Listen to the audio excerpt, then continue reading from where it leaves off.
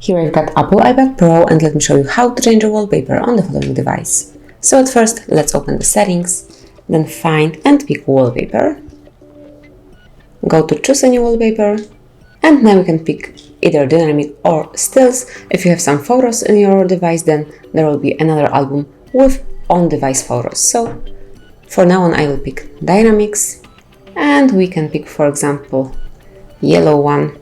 And if you like it, if you would like to set it as your lock screen, home screen, or both, you can select the particular option. You can also pick the perspective. You can either have zoom or you can switch it off. It's up to you.